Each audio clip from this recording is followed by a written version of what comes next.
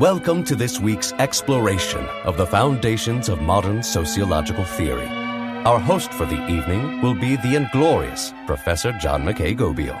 Without further ado, let us begin our journey.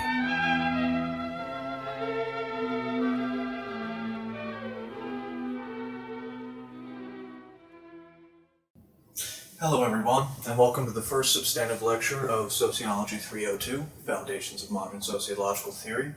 And I'm your instructor, John MacKay Gobeil. And today we're going to be talking fairly briefly about the first readings that we've looked at so far up to this point, which include the essay, the introductory essay from the textbook. I believe it is called "This Deserted Island is Out of Order," and the excerpt from Durkheim's Rules of Sociological Method. Before we do that, though, I do want to give a little bit of a background on Durkheim. Actually, no, I probably shouldn't talk about Durkheim yet. I should probably talk about the essay, the introductory essay. So, I'll be brief, because mostly what it talks about, or gives reference to, is the classic novel Lord of the Flies, which depicts a situation in which a bunch of young boys are stranded on a island and form their own society, which eventually breaks down. And to me, the purpose of this essay is really to highlight one of the principal, what I think of as vexatious or vexatious, I'm not sure which one it is, but one of the more troubling problems, not necessarily of sociology generally, but of social life and how it continues. Right, and so we generally take this idea of social order, meaning the normal operation of things functioning on a regular basis with our expectations generally met. So we normally operate on this idea of social order and we don't question it. Right, order to us is the norm, as it were, and we only are aware of the fact of social order in its absence in many ways. And so this question of social order, where does it come from, is a big one. And we don't necessarily have a completely correct answer. We have a bunch of different theories about how it is the case that our species has survived long enough to grow in population to cover the Earth without, killing each other constantly to a point of mass extinction. Though, to be fair, there have been incidences in the past 100 years or so that could have led to mass extinction. But that's besides the point. Maybe, maybe not. Maybe something we're thinking about. Regardless, the thing about social order, again, as I said, is it has its own momentum. And so when we wake up, we engage in actions that maybe they're habitual, maybe they're not.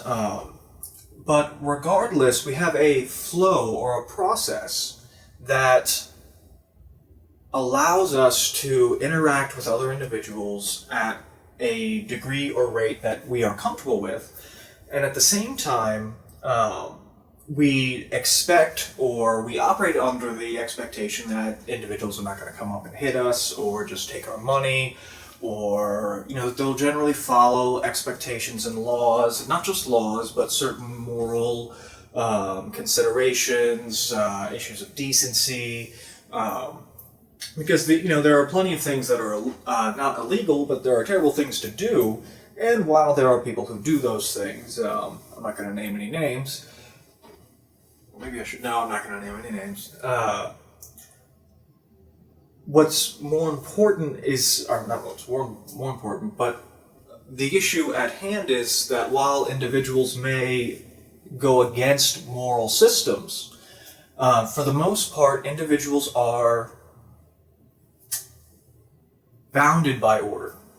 And so this raises an important question, particularly for sociologists, because they are trying to understand how it is the case that, again, how we haven't just devolved into anarchy, right? How we haven't gone into the brute state of existence as Thomas Hobbes would imagine it, or that we don't have this idyllic pre-civilization like Rousseau, Jean-Jacques Rousseau. wrote about in his work. Instead, we seem to have this continually reproducing history that grows, and we adapt to it and we change, and our expectations of moralities change. But there's a cohesiveness to it that goes above and beyond the individual. And so we see this as a wonderful entry point to understanding or trying to explore the foundations, again, of modern sociological theory, so I'm assuming the aptly named course, I guess. So really, for me, that's what that essay is about. Now, I want to talk about Durkheim just for a little bit, and those of you who have taken my research methods course, probably a lot of this will be rehashed, although we won't be reading Suicide. We'll be focusing on his other works, so my apologies. But those of you who haven't, maybe this is new information, maybe it's not. Maybe you've heard of this man. Here is a terrible sketch of him that I did just for you all, because I'm a wonderful artist. But Emile Durkheim was born in 1858, and I want to say the town was Lychy in France. And again, we're looking at 1858, and he grew up in a Jewish family. And so one of the things to keep in mind at that time is taking into consideration the historical context of his life, right?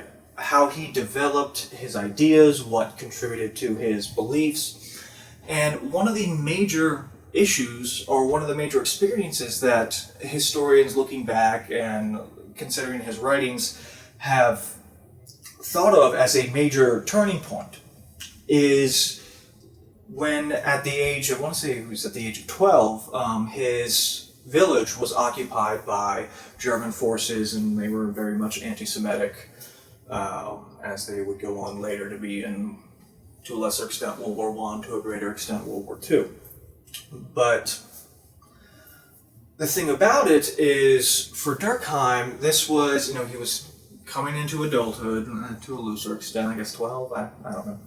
But he was coming into his own, anyway, and experienced this radical shift from what was expected for his daily life, right? There was this break in order. Because before that, his daily order was, I'm assuming, waking up, doing chores, spending time with his family, eating food, all the way we anticipate someone's life to generally function. And so when his village was occupied by German troops, they kicked people out of their homes to stay, so the German troops would have a place to sleep. They were obviously very brutal. There were killings, there were beatings. And so all of a sudden, the fabric of the social order that Durkheim was used to disintegrated. Right? And I don't want to make this sound as if this is a thing that was unique to Durkheim. Many of us, in many circumstances, have experienced this disintegration of norm in some degree or another, usually to a smaller extent, maybe to a larger extent, I'm not sure. But this led to a very intense interest on this question of social order. Because what he saw was this social breakdown, what he later comes to term as anomie, A-N-O-M-I-E. So, again, that's anomie, A-N-O-M-I-E. I suppose I could write it up here, it might make sense. Although he doesn't really talk about it much or at all in the excerpt in the Rules of Sociological Method.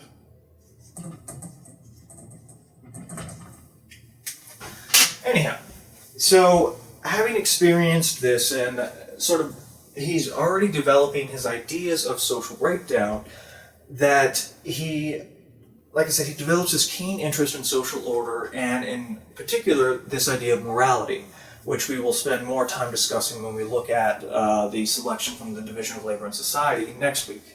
So I won't get too much into that for right now. But the thing about Durkheim also is he, as one of the founders of the discipline, himself along with Emile Durkheim, along with Max Weber, Karl Marx, and to a lesser extent Georg Simmel, Auguste Comte, and Saint-Simon. But Durkheim is traditionally considered to be the father of the discipline in many ways, because he was pushing for the actual development of an institutionalized sociology as an academic discipline. Unlike, the works of Karl Marx, who saw himself in many ways as a political economist, or Max Weber, who was also pushing for sociology, but in a different way. Now, while it was Auguste Comte who coined the term sociology, I pronounced that in French, sorry, it was sociology, but who coined the term sociology, Durkheim took it further. And so one thing that we see reflected in this work, in the rules of the sociological method, is this intense desire to carve out a partition or carve out an area of inquiry that is unique to the world of sociology. Right? So he's essentially trying to prove that sociology is a viable and legitimate discipline that is capable of scientific inquiry. And so we see that a lot in this piece, because here he is essentially defining what he calls a social fact, which I'll get into in a moment, where it says social fact here. But the thing about it, right, the thing to keep in mind about this development of this discipline of sociology is that in, refining his ideas of what constitutes a social fact, what constitutes a realm of study, he was very much aware of the blurred boundaries, or potential for blurred boundaries, between sociology and other social sciences, like economics, psychology, at the time political economy, and to a lesser extent, the hard sciences, like biology and the budding fields of, I guess there wasn't really anything like neurology at the time. More or less, maybe some medical fields, who knows? I mean, someone knows, but I don't right now. Anyway, so keeping this in mind, that the development of the discipline was intensely important for him, we see that he pushes a very strong notion of the social fact and uses it to develop his ideas of social structure, which I should probably also write down too.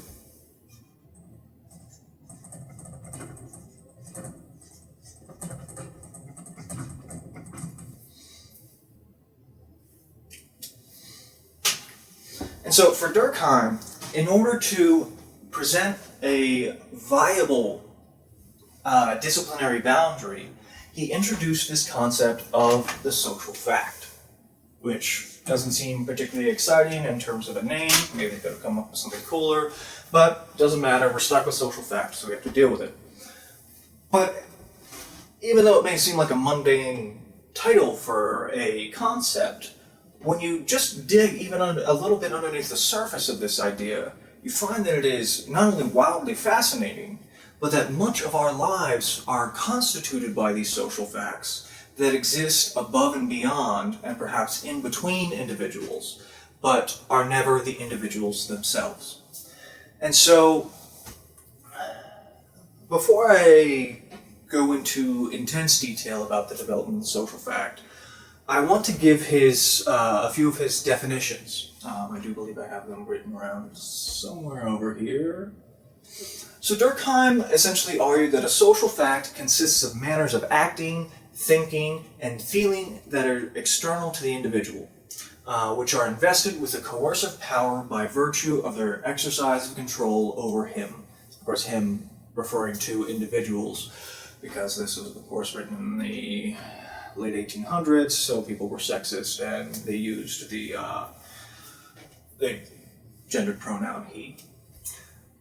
And he goes on to say, in continuation of this, a social fact is every way of acting, whether fixed or not, capable of exercising on the individual an external constraint. Or again, every way of acting which is general throughout a given society, while at the same time existing in its own right, independent of its individual manifestations. So, what does this mean? Sounds to me like it's just a jumble of nonsense words. So let's try to parse it out.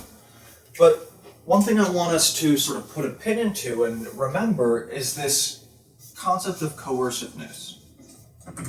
Because it is inextricably linked to social structure. Now, for me, sometimes I like to give the very intense definition of something and then try to simplify it, but I think in this instance it works to do the reverse. So I'm going to use two different examples, and those of you, again, who have taken my research methods courses will have seen me do this before, but you can fast forward if you really want. We're going to start with this object here. This is a kind of raggedy $5 bill. Normally don't have cash, but I borrowed this from my wife because, I'm an adjunct professor and they're poor. But anyway, this is a $5 bill. And for me to understand a social fact, we need to recognize that this object as a symbol is entirely different from this object as a material piece, right, as its biological component. And so looking at this, we see, with some imagery, a 5 to indicate something, but if we were to look at just the material of this object, right, it is essentially just cloth and paper and some dyes and whatever crazy things they do. I'm not really sure how they do that for counterfeiting. Yet at the same time, we have $1 bills that are of the same material composition. We have $10 bills that are the same material composition. We have $50 bills that are the same material composition. And yet, we are able to distinguish between them by the symbolic representations on the physical object. So, how does this create a social fact? One way to think about it, right, again, so thinking about this $5 bill, is that it is not only its material object, it's its representational object. So in order for it to represent $5 of exchange value, there has to be an existing social structure. And by that, I mean a series of rules, beliefs, habits, customs, duties, whatever. I said duty. Sorry. So, in order for that $5 bill to mean anything beyond just a piece of cloth paper, it is necessary for there to be a whole financial system that bases value upon a numerical system that is represented within a piece of paper, right? Because this piece of paper itself is not worth $5, right? If you were to break this down into its component materials, you're probably looking at a total of probably like less than a cent, maybe a little bit more than a cent. And so as far as the materiality of it goes, it is almost worthless. And yet you can walk into a store and buy, what can you buy for $5 these days? You can buy a small bottle of liquor, maybe? I don't know. Who knows? Anyway. But you can hand someone that $5 bill, and it has a separate social meaning, right? And this is, in many ways, what Durkheim's arguing. And, we can think of another example. I'm still going to use money. Because it's also not just about the symbol representation, but the fact that it is transferable across these symbols of representation. So here, we, of course, have a dime, which is worth 10 cents. Of course, when we think about it, what the hell is 10 cents? Well, a dime is 10 cents, but so are 2 nickels. And yet, between the two, one has a larger material value than the other, while the other represents a larger value just within its entire materiality. And so while these are considered equal at the social level, these would not be considered equal at a material or, I don't want to say biological level, but at a mineral level. So keeping this in mind, let's go back and we're going to read again his definition of a social fact. A social fact is every way of acting, whether fixed or not, capable of exercising on the individual an external constraint. Or again, every way of acting which is general throughout a given society, while at the same time existing in its own right independent of its individual manifestations. And so, let's break this down. So every way of acting, whether fixed or not, capable of exercising on the individual an external constraint. And so we can take this $5 bill. What external constraint is being acted upon us in this as a social fact? Well, one way to think about it is, as I said before, if you were to hand the same piece of paper to someone, but it happened to have a $1 or a 1 on it as opposed to a 5 and a different face here, even though it's the same material good, you would hand it to someone, and the social constraint is the fact that you cannot change the value of this, right? Because we have a collective agreement. We have a rule system set up. We have a financial system set up that is based upon numerical currency. And so that coercion is essentially saying that you can't take this material object and turn it into a greater value, because the social fact that is coercive here is saying, no, you can't. Or again, every way of acting which is general throughout a given society. And so we can continue with this example of money, because obviously for the bulk of the population, all of our notion of exchange, of consumerism, of production, of acquiring goods, of paying for services, is all based upon a pre-existing, and I don't want to say agreed upon, but a pre-existing set of rules and beliefs and attitudes that contribute to its own maintenance, right? And so if I were to say, take this $5 bill, I'm not going to really tear it, that does not mean that the entire financial system collapses. Or if I decide that I'm no longer going to use money, and I'm going to live out in the woods, although that's technically what I'm doing right now, but I'm going to live out in the woods, off the grid, I don't need money, I can just take care of myself. Can't really do that. But that does not mean, again, that the whole financial system collapses because I have exited it. Right? That would only happen when there was a dramatic social change or a very long-term gradual social change that moved an entire collective away from the usage of numerical money in this form. Where was I in the definition? So while at the same time existing in its own right, independent of its individual manifestations. Right, so the idea, again, of $5, of 10 cents, of 5 cents, as I said, exists independent of the fact that whether or not this object itself continues to exist.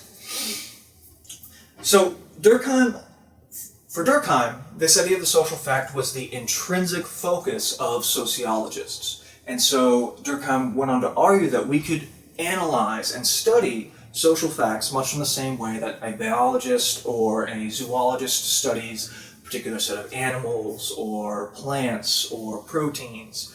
And so what we look at is the social fact, and we use that as the basis for our analysis. And as we will see when we look into the division of labor and society, or at least an excerpt from it, Durkheim musters these ideas of the social fact to make a very compelling argument regarding the relationship between modernization, meaning the post-industrial world, the process of industrialization into the modern period, and social relations as they existed from sort of the familial village life to an urban life. But again, we'll get into that next week.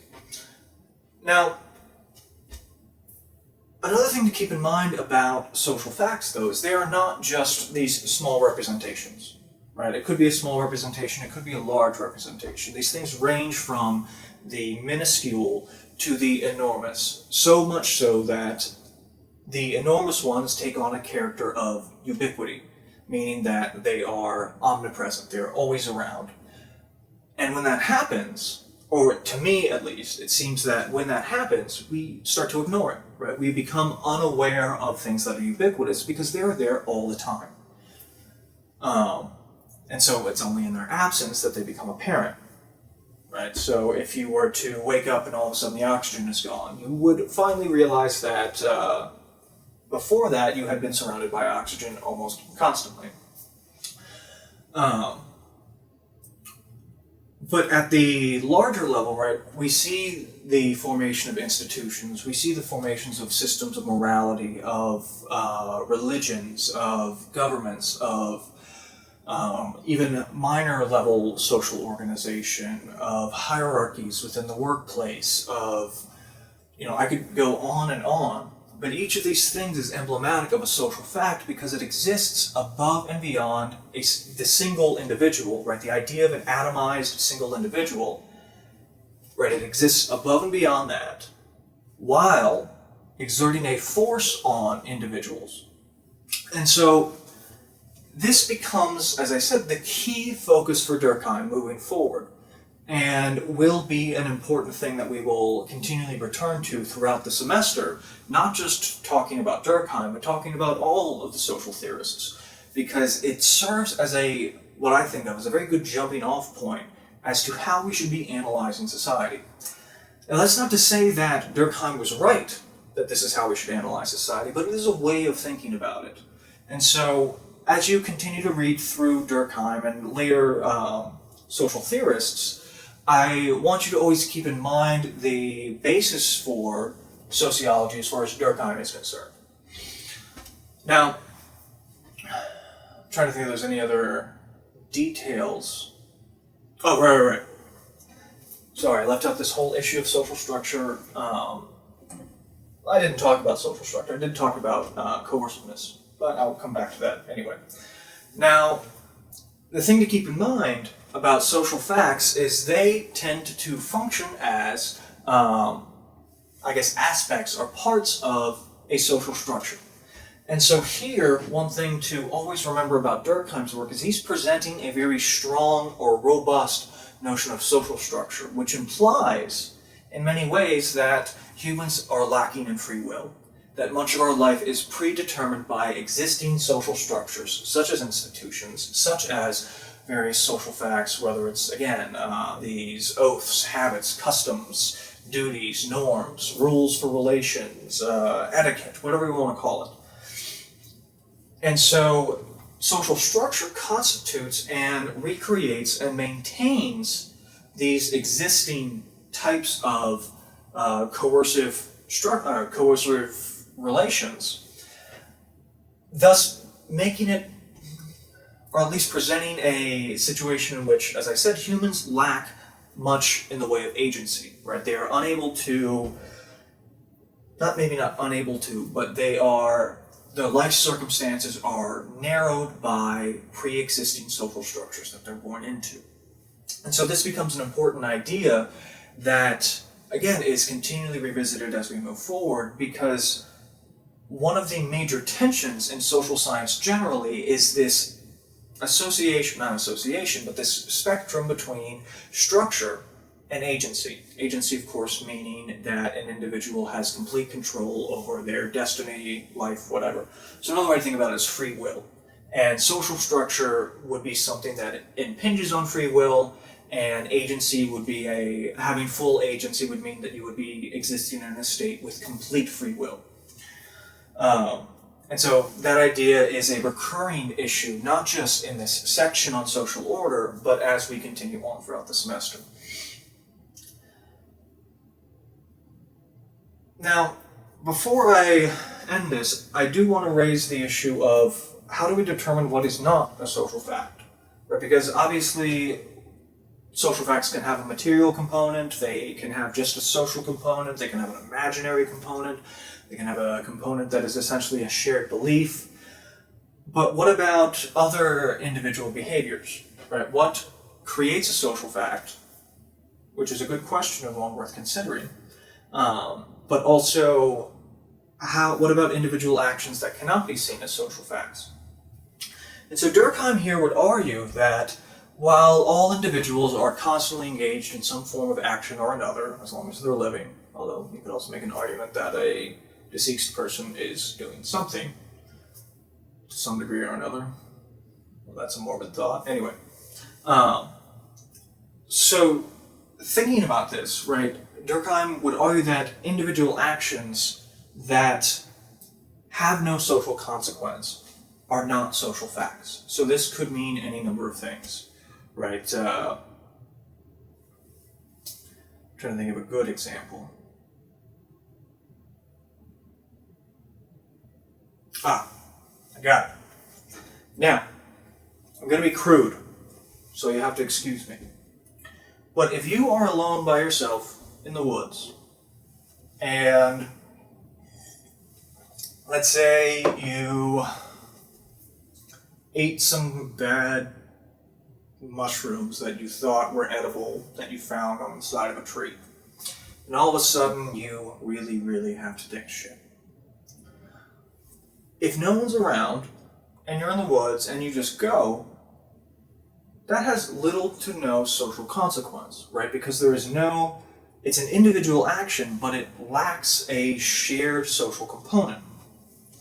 Now, if you were to commit the same action in a crowded place, right, just go wherever, all of a sudden, you are violating social norms, right? You are going against pre-existing social facts and are thus subject to sanctions, right? And so this highlights an important fact also for Durkheim, in that almost everything we do has a social component, but it's not always the case that everything we do is necessarily social.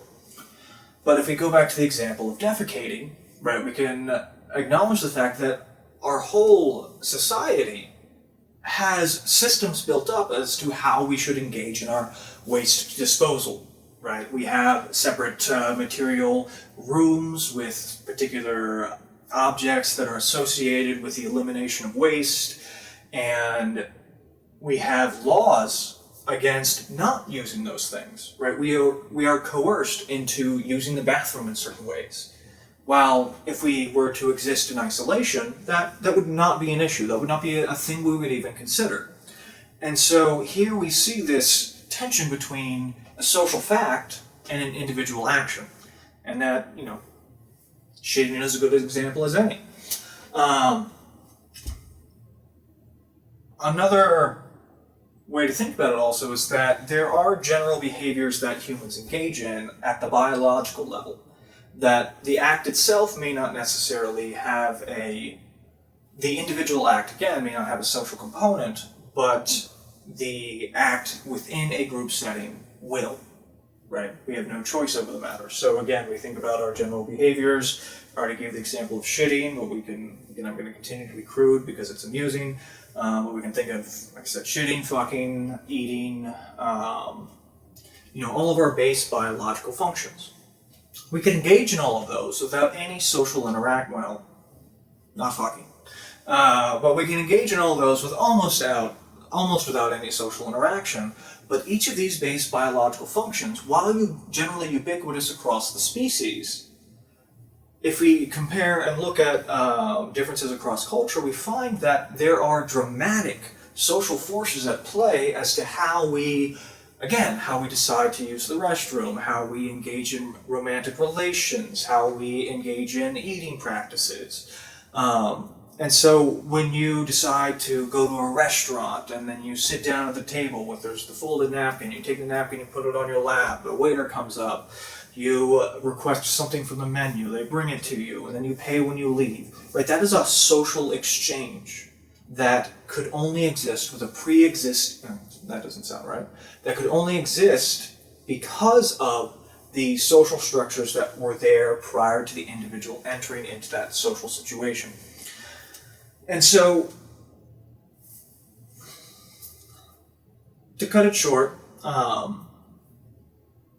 because I didn't necessarily cover everything that Durkheim was talking about, but just always keep in mind as we go through the rest of Durkheim's readings and the rest of the readings generally, this tension between social facts and social acts and individual behavior, right?